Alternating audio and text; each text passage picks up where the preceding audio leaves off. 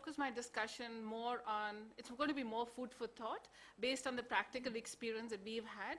I represent the Rockefeller Foundation, and we're a philanthropy foundation, we're a private foundation.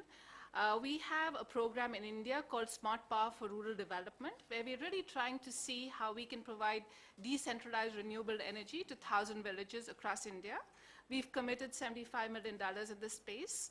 We were very privileged. The Minister of Power came for the ceremony that we had in April to launch this program. We actually now have 44 plants on the ground, and these plants are in UP and Bihar. What we're really trying to do as a foundation is to really see how we can have a market-driven approach to really address the energy access issue. And what we're really trying to do is, beyond energy access, how do you really promote rural development? So I think that's the philosophy within which we're working.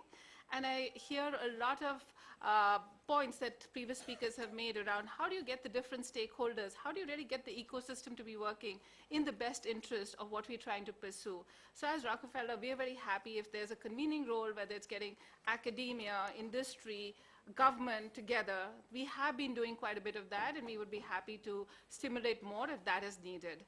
I think what we're really trying to do and what we are seeing on the ground is there are two sides of the story. There's the supply side and there's the demand side. When I'm talking about the supply side, I'm really looking at it from an energy-serving company's perspective. How are they kind of, again, we know all the issues around the policy environment, et cetera, and I'm really specifically going to be focusing on the mini-grids. So here, you know, they're getting into this sector with a lot of anxiousness because there are significant risks for them. The capex costs are very high.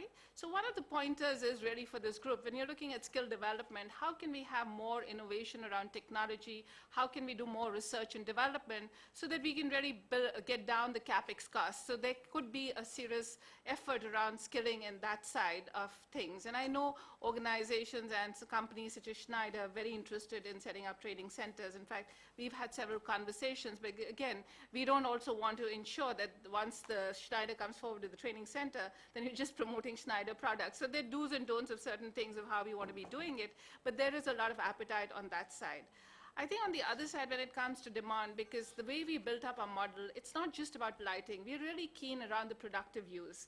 Unless, and because I told you the end goal is really rural development, and unless you're going to ensure that you are going to be providing energy for micro-enterprise development, for livelihood, there's going to be a huge gap. And so how are we really working with people in the villages? How are we working with young people? How are we working with women?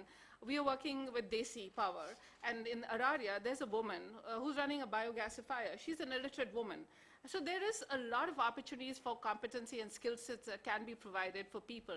So it's really unpacking and seeing both from the demand side as well as from the supply side, what are the key competencies and how can we kind of use what we're doing in the renewable energy space to really be decentralized to an extent where things can be managed. Because I know in a lot of our plants in Bihar and UP, if there's a problem, unless the engineer comes from Delhi, you know, the plant could be shut down for 5 days. So I think that's an important area for us to be also kind of keeping in perspective. And what we're trying to do is we're kind of having a very robust data management system. So we know exactly on a daily basis how much power is being supplied, where the gaps are. So even how do we really look at that data, which is generating a lot of robust information for us to see how we want to be designing our training programs for the different kind of competencies that we need to be building up. So there's a lot that we have, and we would be very happy to share that with you, with the others in the panel, and of course the audience as well, because at the end of the day, we really want to see how the sector is going to be growing, how we can really provide power to every single village in India. So with that, let me just stop here, and if people have questions, I'd be happy to take them later.